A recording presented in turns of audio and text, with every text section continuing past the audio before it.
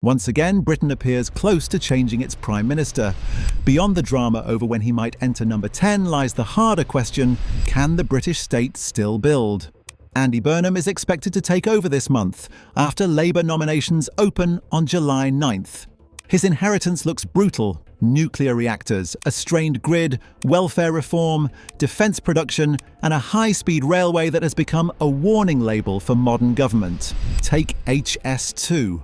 Approved in 2012 at about £33 billion, its Phase 1 cost range is now £87.7 billion to £102.7 billion. Trains from Old Oak Common to Birmingham are not expected until 2036 to 2039. Euston may have to wait until 2040 to 2043. That is not merely inflation. Government's own analysis points to omitted scope, weak estimates, and inefficient delivery. This should be the real civil service argument, not neutrality versus politicisation, but capability versus dependency. The government's major projects portfolio last reported 227 projects, with whole-life costs of about £834 billion. Most were not green, many were amber, some were red. At that scale, should Whitehall continue relying on generalists, rotating ministers, and rented expertise? Yet rented expertise is exactly what Britain keeps buying, over and over again. Tussell puts government consultancy spending at roughly £3.7 billion in 2024/25, a record.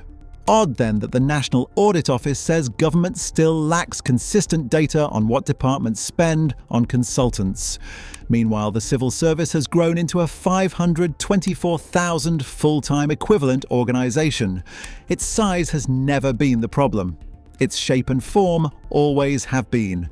Britain desperately needs engineers, commercial negotiators, cyber specialists, data leaders, and project chiefs who can be hired, paid, and held accountable for predefined delivery. The last thing Britain needs is a politicised bureaucracy. The solution looks like a permanent delivery cadre: market benchmarked pay, fixed terms, open recruitment, published outcomes, and protection for impartial policy advice. For Burnham, this is how he could be tested.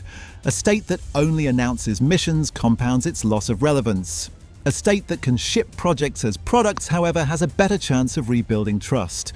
Britain needs both integrity and competence, and it needs them fast, starting now.